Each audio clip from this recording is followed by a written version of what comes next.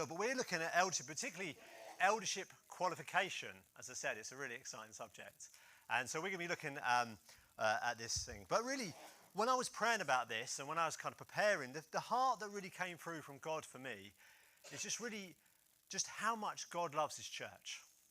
Really, I don't think we get it. I mean, as we're singing this morning about God's kind of great love for us, I think we don't always we just kind of see a small bit of God's love, because I just don't think we can handle it. And when it comes to the church, I think we need to kind of understand how much God really loves his body and his people. And it's God's bride, Jesus, and he's preparing it so that one day the bride will be ready for Jesus in heaven.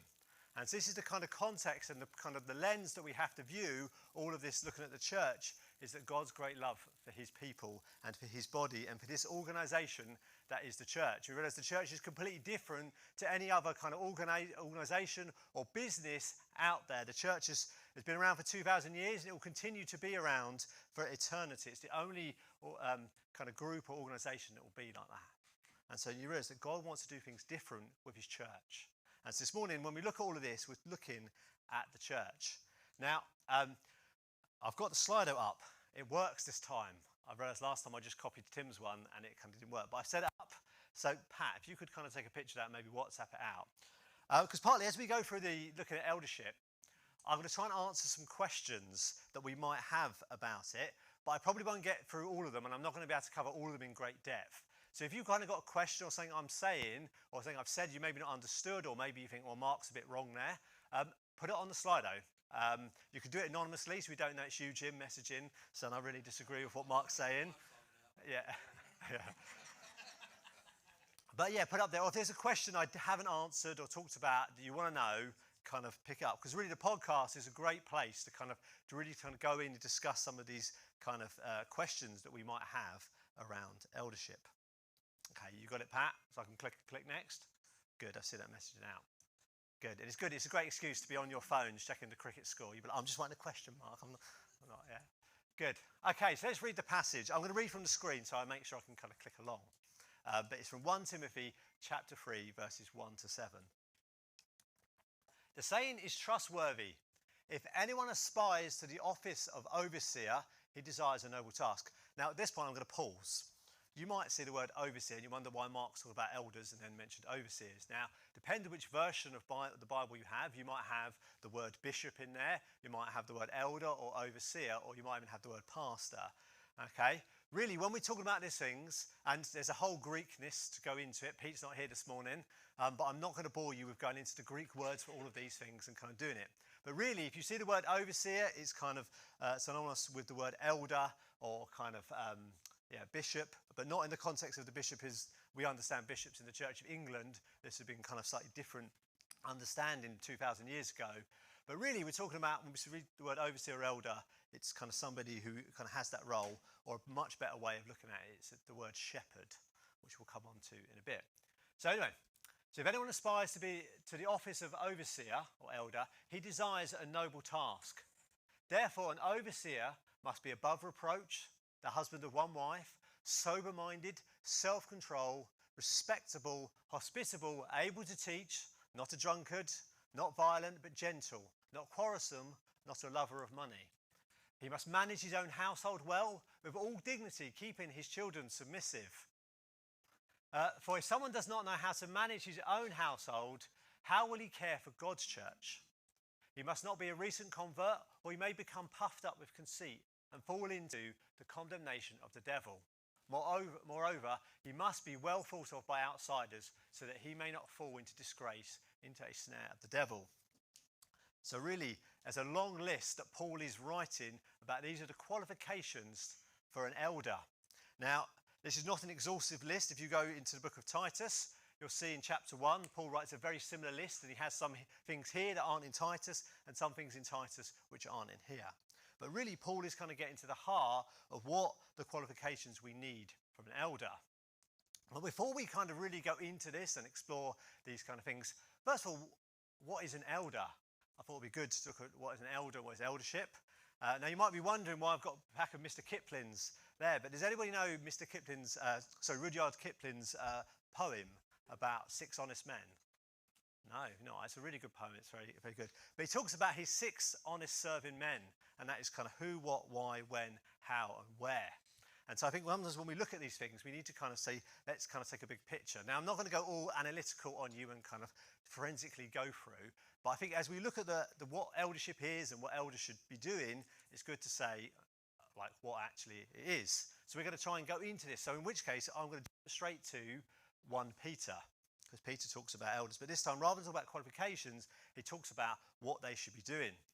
So I exhort the elders among you, as a fellow elder and a witness to the suffering of Christ, as well as a partaker in the glory that is going to be revealed, shepherd the flock of God that is among you, exercising oversight, not under compulsion, but willingly, as God would have you, not for shameful gain, but eagerly, not domineering over those in your charge, but being examples to the flock.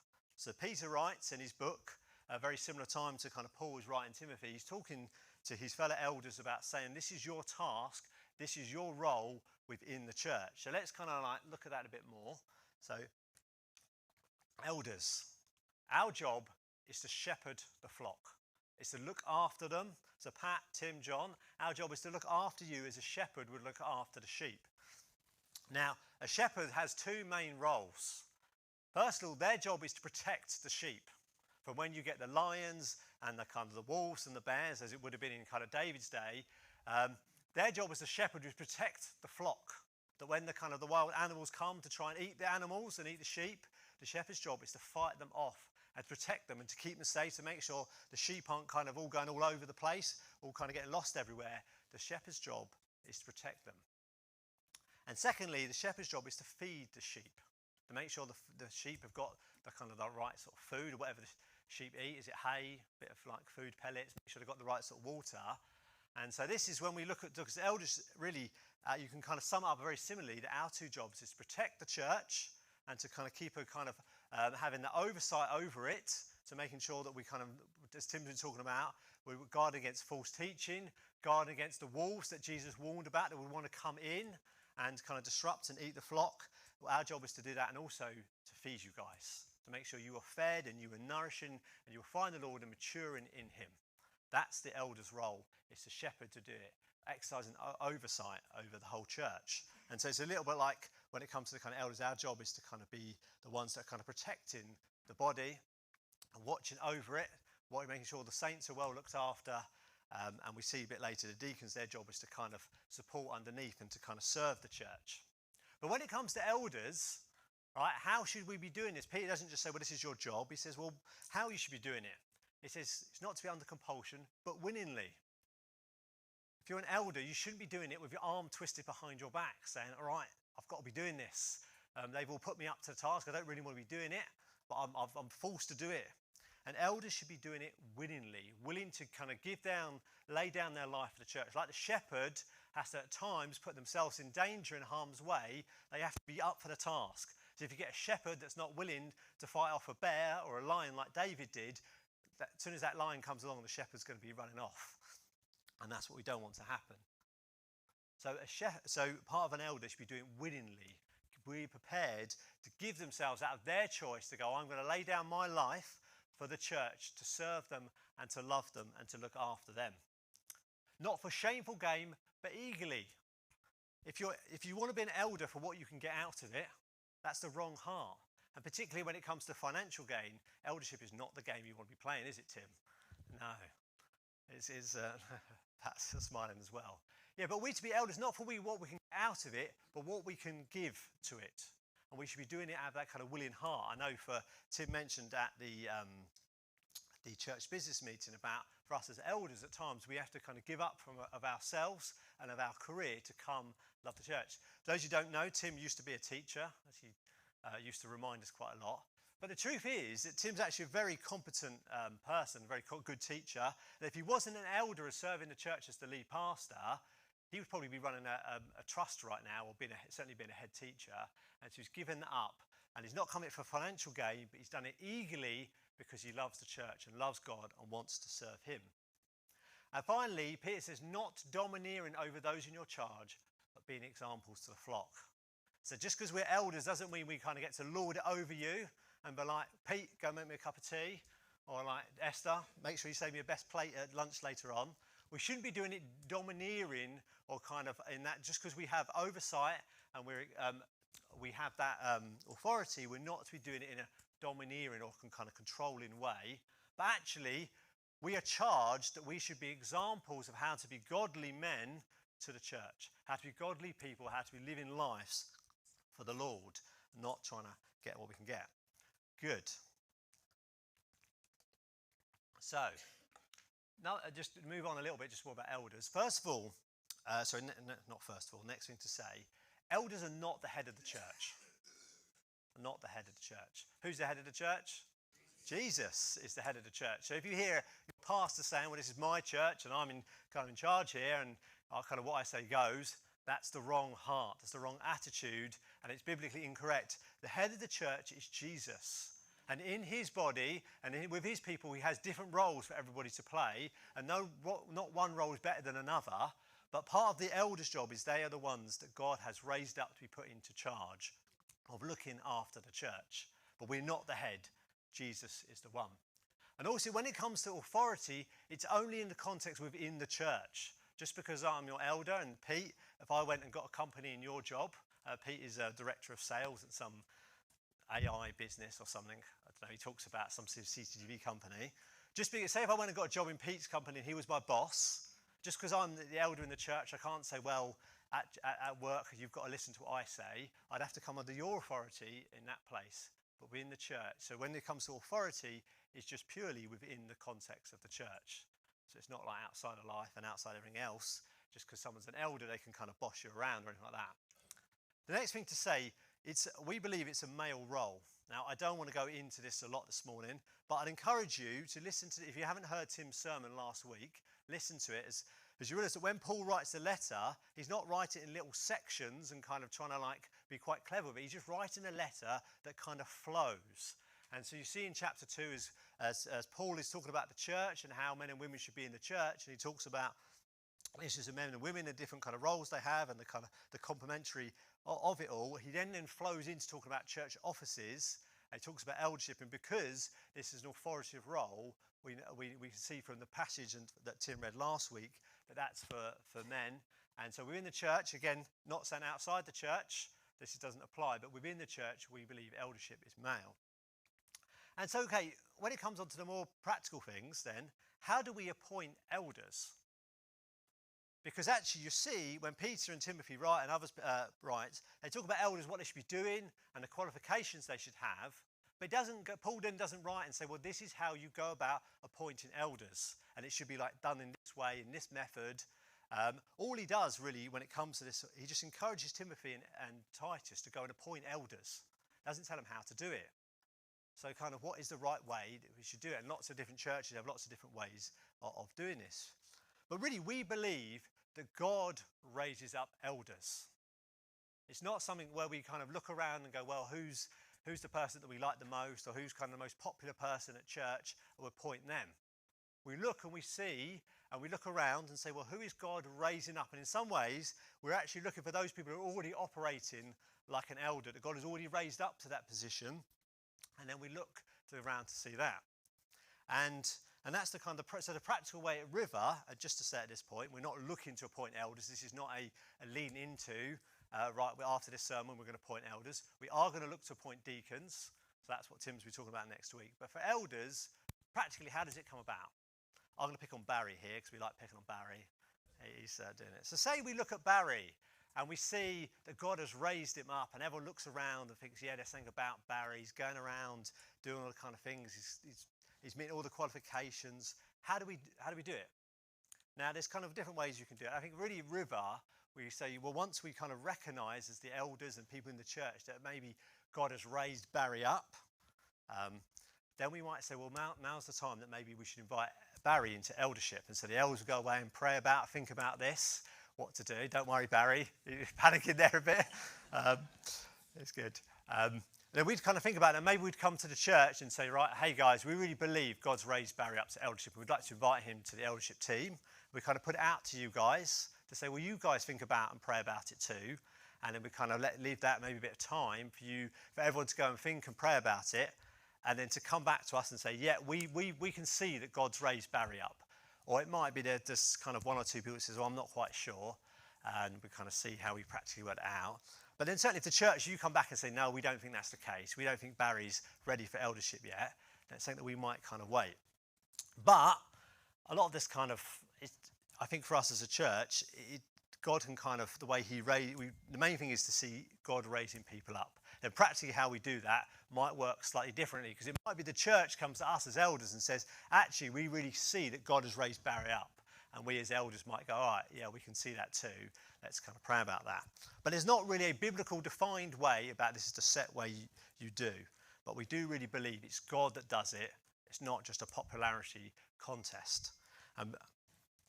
Good, so let's go back to our passage then and looking at 1 Timothy. What is the qualification? So Barry, if you want to be an elder, this is a qualification you need to be looking for, okay? So first off then, if anyone aspires to the office of overseer or elder, Paul writes, it's a good thing. So guys out there, if you're aspiring or you hope to be an elder one day, Paul is saying this is a good thing for you to desire. It's a good thing for you to kind of to seek and to look to kind of move into at some point. It's a good thing. Paul's not saying just because you want it, God's going to do it. But he's saying if that's in your heart, you say one day I'd like to be an elder, that's not a bad thing to do. And particularly for you young guys and for the older guys in the church. You see, Paul doesn't say part of your qualifications you must be over 50 years old, or you must be like super old to do it, or you must be super young. Paul's saying it's about the qualifications that you have. So it's a good thing to want to desire to be an elder. But as I said, you mustn't kind of get hooked up on it, and particularly for you young guys to say, well, that's what I really want. I'm going to work really hard to it. I'm going to look to really attain it and achieve it. I'm going to make sure I can tick off all these goals to get, because that's not how eldership works. It's God that does it, not you. But if you have that in your heart, you want to be it, that's a good thing. And as long as you're prepared to let God come and work in you and do a work in you, then I'm sure at some point, if God desires it, it will happen. So let's go then, moving on then. Must be above reproach. It's not a word we always use very much. What's Paul meaning by above reproach? Is he somebody who could be seen to be somebody who is a godly person? Is probably a good way of describing this. They're not somebody who kind of struggles a lot with sin. It's not saying they've got to be perfect, because trust me, if you want perfect elders, you need to sack us all, because we're definitely not that perfect. Cool. Oh, thank you, Dave. Thank you, David. I'll give you the money later, but of course, I failed there as an elder. But yeah, no, we should be above reproach, be people that look at our lives and you can see that God has done that work and that we're maturing and we mature in the Lord.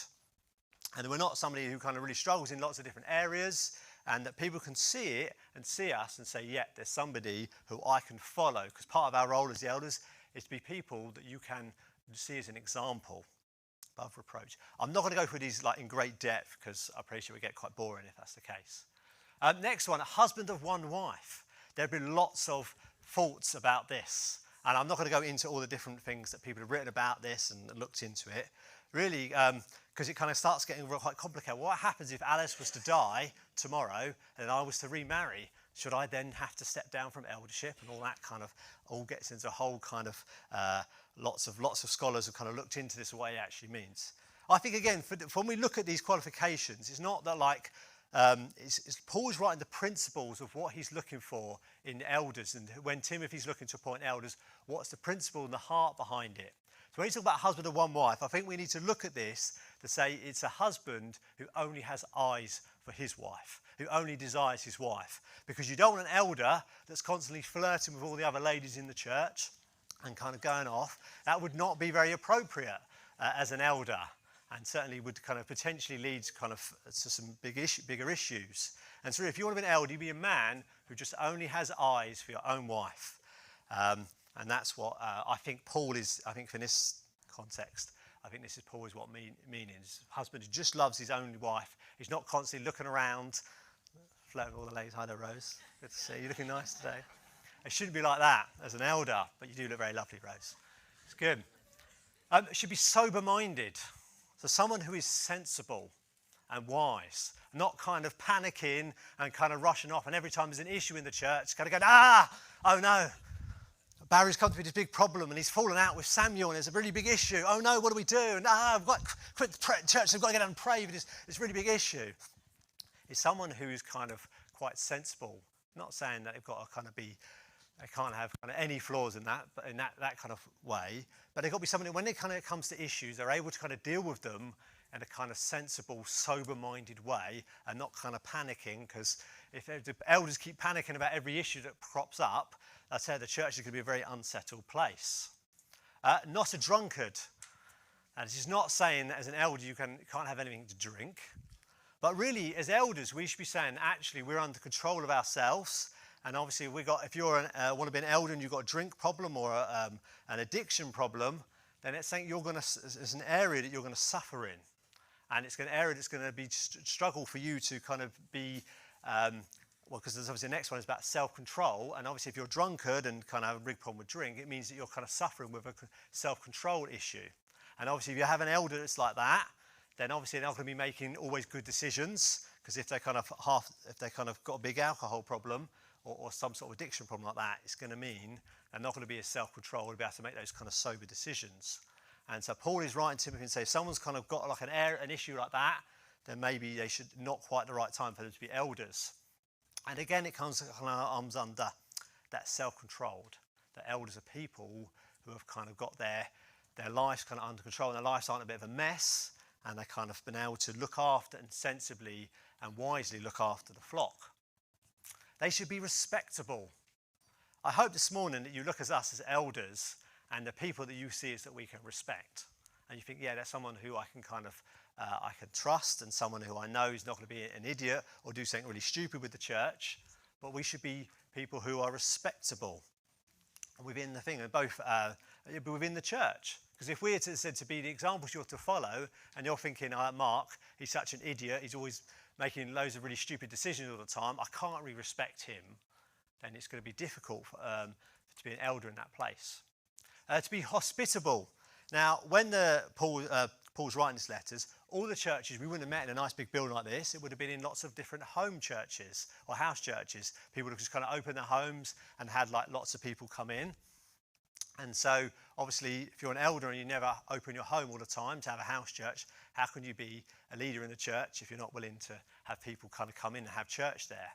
Obviously, for us and to kind of modern context, I think as elders, we should be people who are willing to open our homes. That's not saying that you can kind of knock on our door whenever you want and kind of come in. But we should be, if you've got an elder who's saying, well, I don't really want people around my house all the time, people are really annoying, I don't want to hang out with them, that's not really the attitude or the heart of an elder.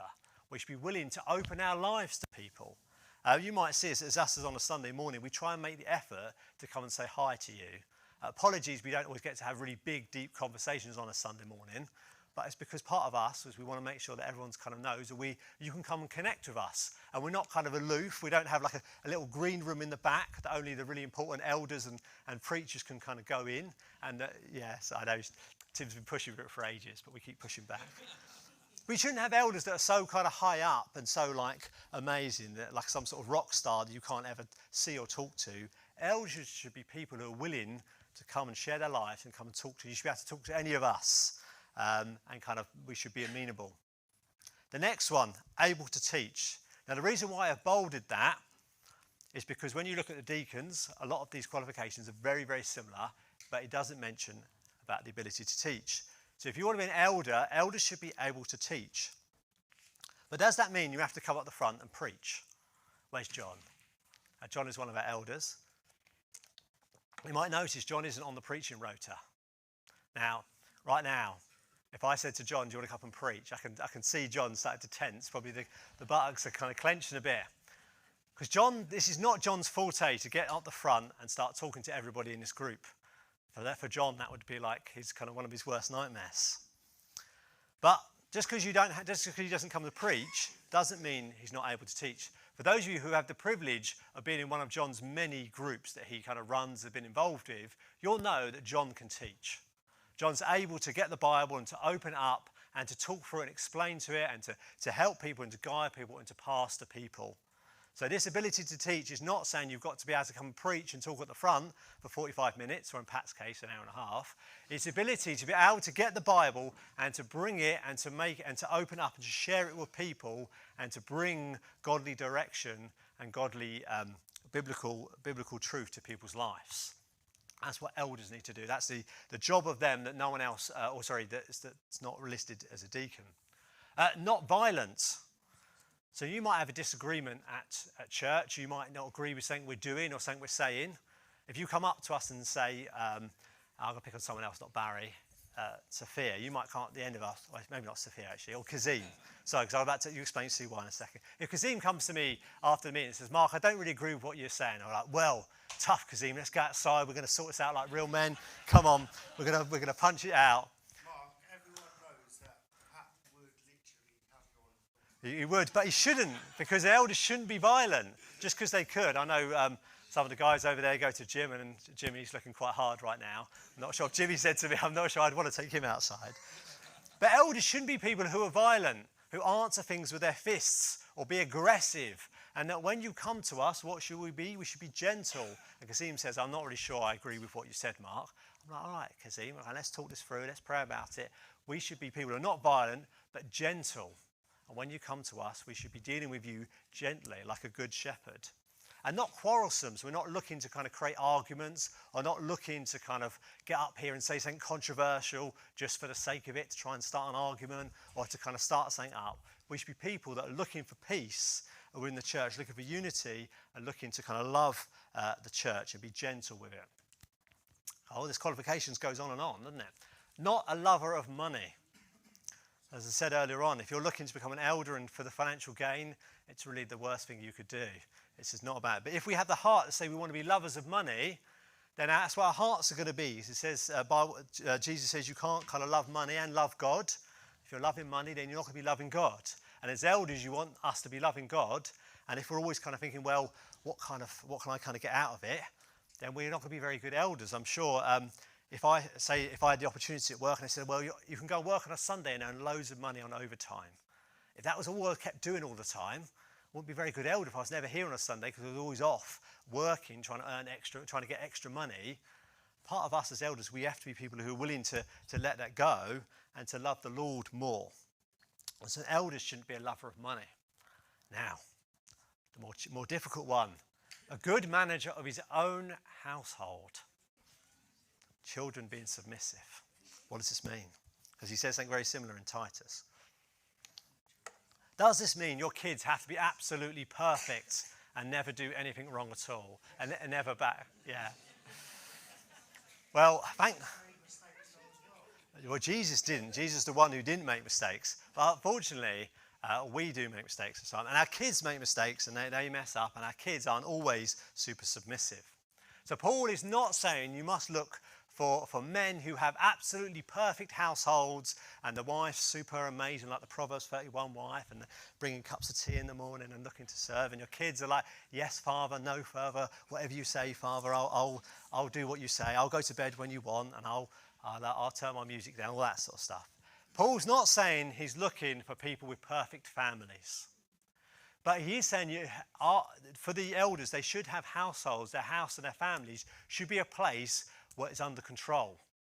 And if your children are going off all the time and they're kind of not listening to what you're saying, not listening to your house rules, and kind of you tell you got to come back at 10 o'clock and they don't come back till 2 o'clock every time, and they're kind of swearing at you and they're running a riot over the house and the whole house is a mess, then Paul's saying, well, if your house is like that, how can you expect to run God's household and God's family if you can't even run your own family? And it's a challenge for us. If you want to be elders, it's not that your family's got to be perfect, but your family has to be a good manager of your own family and have your house and your family, your kids and your wife kind of, I say under control, I don't mean domineering, but it needs to be a place where it's not perfect, but it's not a mess. He then says, not a recent convert. And partly we have to kind of see this kind of in the context of the age of your church. Because if we're saying, well, an elder must have like 20 years of experience of maturing the Lord, if you're a missionary somewhere and you just started a church that's only been like 2 years old, you can't go, well, we're going to wait 20 years for those people to go up. Sometimes it's in the context of that. And so, for example, for like Timothy and Titus, when they were planting churches and they were looking for men to take it up, he's saying not somebody who's just become a Christian like 2 weeks ago, but maybe for them it might be they've been a Christian for like a year or two, then kind of are now kind of ready for it.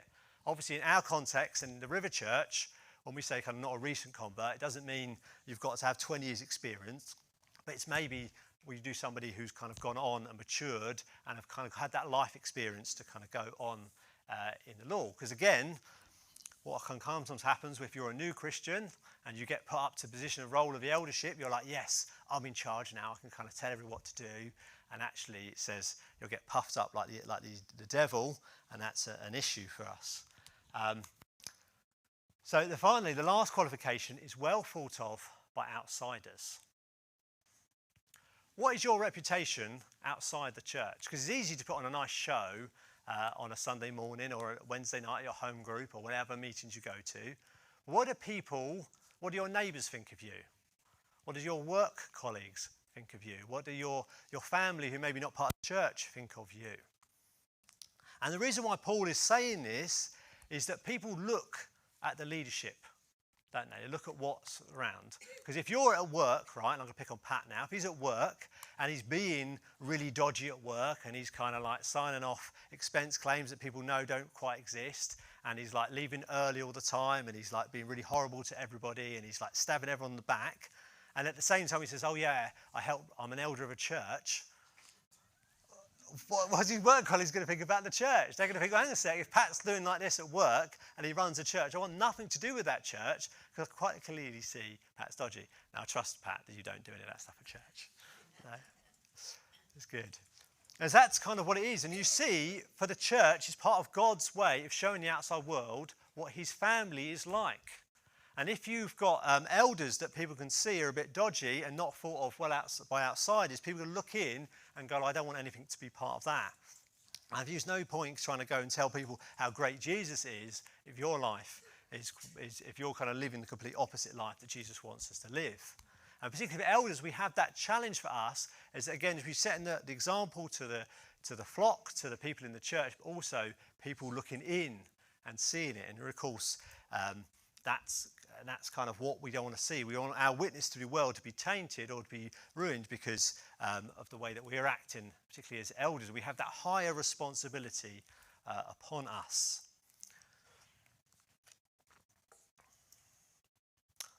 So why then, going back to our kind of 6 honest men, why then has Paul written these qualifications in? Like, why are they there? Why can't Paul just make it a little bit easier? Why has it been quite a long list? I appreciate it's probably not the most exciting thing to go through. Why has Paul put it in? Because you'll notice there's nothing about competence in that list. It's not saying you have to be a really amazing leader.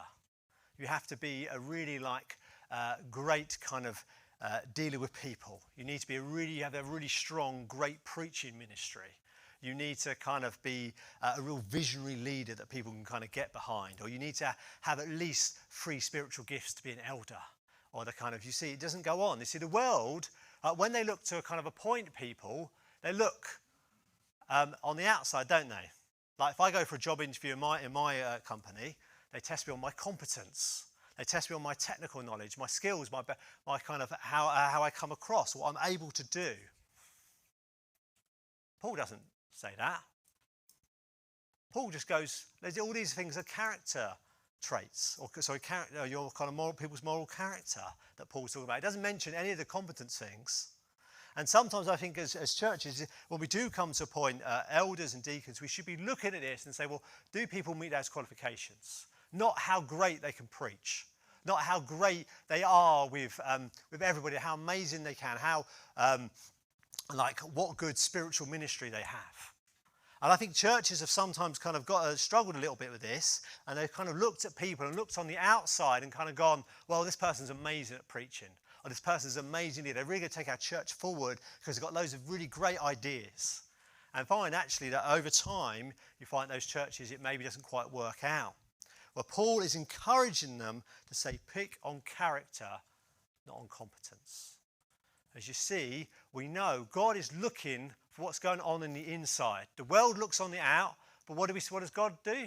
God looks on the inside. When he picked David to be his king, he wasn't saying because David was his great king already. He looked at his heart and saw his heart was, and that's what he looks on the inside. So when we're looking at elders, we should be looking on the inside at these qualifications. This is why Paul has written those qualifications. And of course, the problem comes about why we do this is because churches, when elders struggle and when elders fall, it really hurts the church. And we know, if you continue reading your 1 Peter, it talks about the enemy being like a lion that's looking to devour, that's looking to take, you can see, I've lost it now. But here he comes. You'll be careful. Your adversary, the devil, prowls around like a roaring lion, seeking someone to devour. All right? I don't know what this is. Some of us old gamers, Dion, remember lockdown playing this. This is a game called Command and Conquer. It's quite old now. Right? And the idea is you have to kind of build your bases, you have to build your armies and go and attack the other person and to try to beat them. All right? But there's a trick, right? If you're trying to destroy someone's base, there's the base here, right?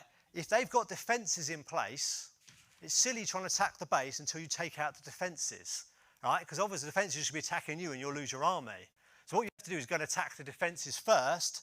Once the defences are all beaten, then you can attack the base at your leisure and you easily win the game. As you see, when it comes to the church, then the enemy's looking to attack the church. What's the obvious people to go for? It's to go for the elders, the ones in charge, because the enemy knows if he can take out the elders, he's got access to the flock.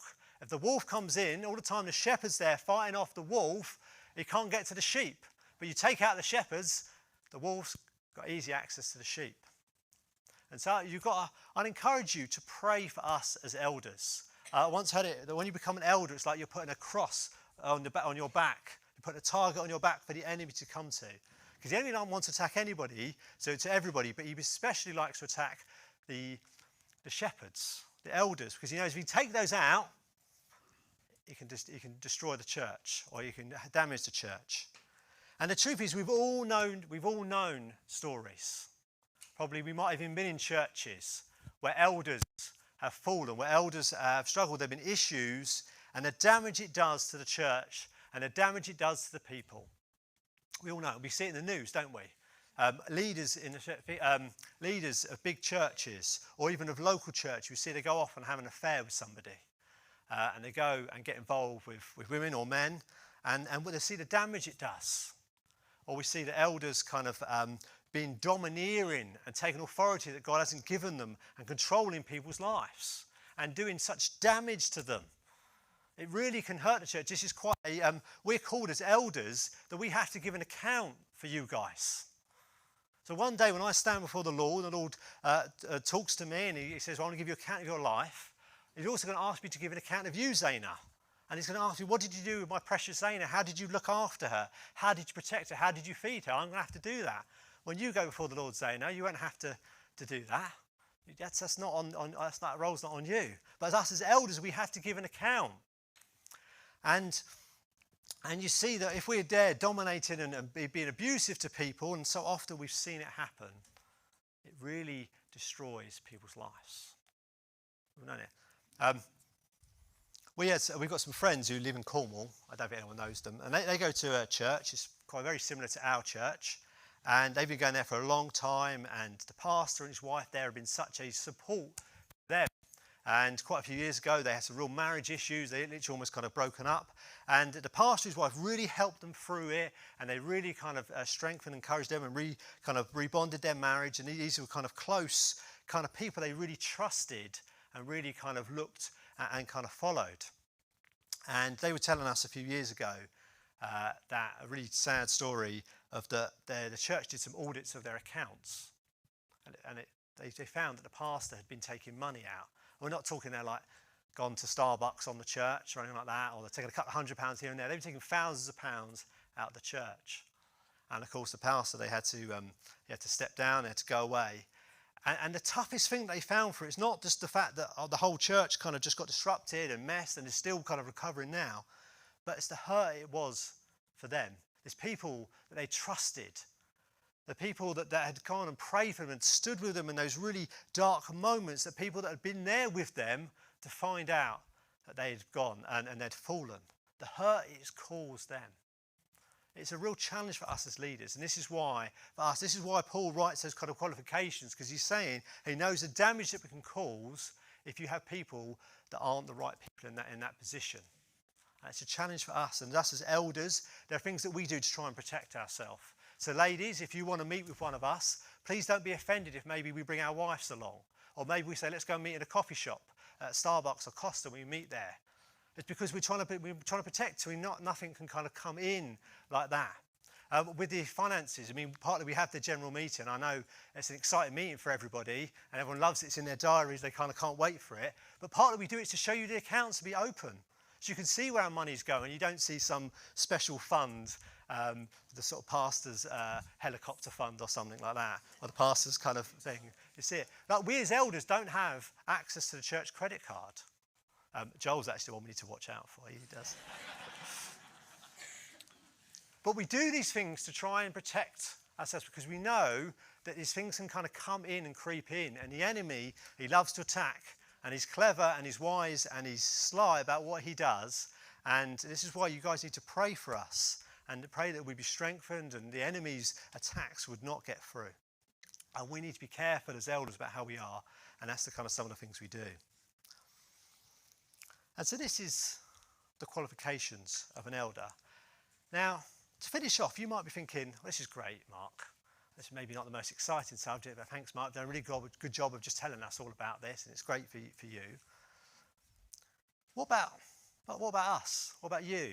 Whether you're an elder, whether you're not an elder, whether you're hoping to be an elder, whether you're saying, Lord, anything but eldership, Lord. But if you look at all these qualifications, you'll see there's nothing remarkable about them. There's no like really high, really unattainable thing that you must have like some deep godly knowledge. You must be like Paul who's gone and seen into the third heavens, or you must be able to do all these things. All those qualifications are really unremarkable. And actually, if you read your Bibles in lots of different places, all those things, they're commanded, encouraged, that for all of us, that's how we should be being. We should all be people who are sober-minded, that aren't drunkards, that people who all manage our whole household world. We should all be people who are respectable and is thought well of by outside. You see, all these things aren't like special to the elders. And actually for us, I mean, it's so easy. I think at some churches, they sit there with these qualifications and they get their scorecard out and they look at the elders and they kind of start scoring them and say, well, how sober-minded is this elder? Right, 6 out of 10. Drunkard, I saw him at a party drinking, 3 out of 10. But really, this is not what Paul's giving this list for. It's really, I think, partly for us as well to be looking at ourselves and saying, well, am I, just because I might not be an elder, God might not be raising me to that position, but am I like this? Because all these things, this is how we should all be behaving. This should all be the qualifications of our life as Christians. And so let's not look at the elders, but look at ourselves. And I tell you, it'll make our lives so much easier if this is what all the church was modelling. If this is the behaviour of all the church, that everybody was like that.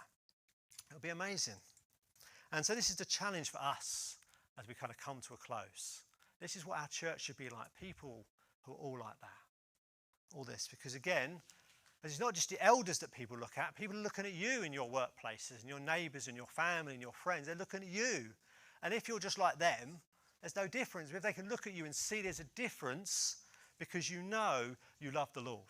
And you want to be like him, and you want to be like him, and you want to change the way you are to live holy and righteous life for the Lord. That, and you're walking worthy with the Lord, that will be your witness to the world. That'll be a witness to the people around you to say, yeah, I can see you're different. You're not just after what you can get, but out to kind of love and care for others, whatever role you have in the church. This is the calling upon all of us. And that, yeah, God will raise some people and some men to be elders, but all of us should be living godly lives. Amen? Amen. Let's pray.